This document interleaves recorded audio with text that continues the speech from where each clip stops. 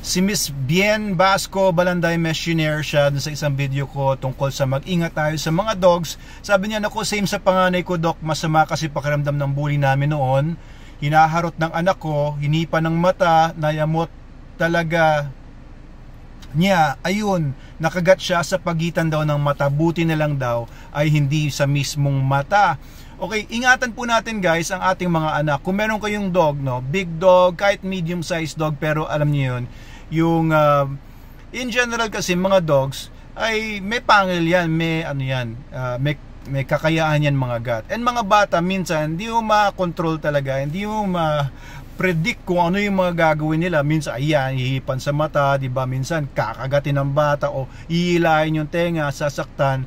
Lalo na kung masakit o masama ang pakiramdam, kagaya ng bully ni Ma'am Bien, wala naman ibang pangdepense. Hindi naman sasampalin yung anak niyo niyan kasi wala namang kamay yan na pangsampal.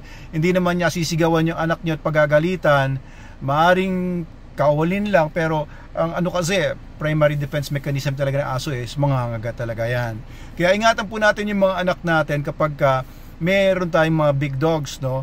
Kahit sabihin pa natin sobrang bait niyan, if your kid is small pa, hindi pa talaga, alam niyo yun, hindi pa talaga responsible sa mga animals and unpredictable, do not leave them alone. Ito po key, rule of thumb, do not leave your kid alone with your dog kahit na mabait pa yan. Animals kasi yan, and of course hindi natin alam, minsan matitrigger din yan.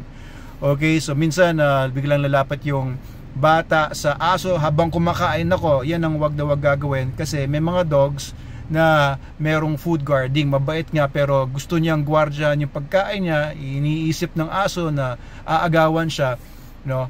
Pinakamaganda at a very early age, ma-socialize yung aso nyo, mapatraining nyo sa basic obedience para ma-minimize, no, sobrang ma-lessen yung risk na mangyari yung makakagat ng mga bata.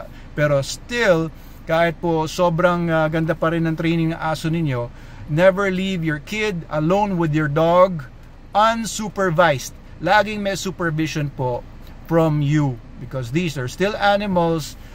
Kahit sabihin pa natin fur babies ang tawag natin sa kanila, nilalagyan ng diaper at mga damit at ginagawang mga bata. Pero these are still animals, especially if you have a working dog, no?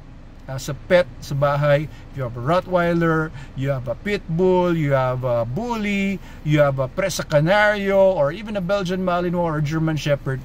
Ingatan pa rin po natin kasi isang pagkakamali po, di ba? Paano kung nakagat nga sa mata? Sa pagitan ng mata, mahirap din yun, di ba? May ugat dyan. Makakasira pa po ng kinabukasan ng mga anak natin kung hindi tayo mismo mga magulang mag-iingat. Okay, salamat sa pag-share niyo, Ma'am Bien. Buti na lang ganyan nangyari sa inyong anak, and magandang warning ito sa lahat ng mga magulang, lalo na yung mga, alam niyo, mga baguhan pa lang sa pag-aaso. Ingat po tayo sa mga dogs.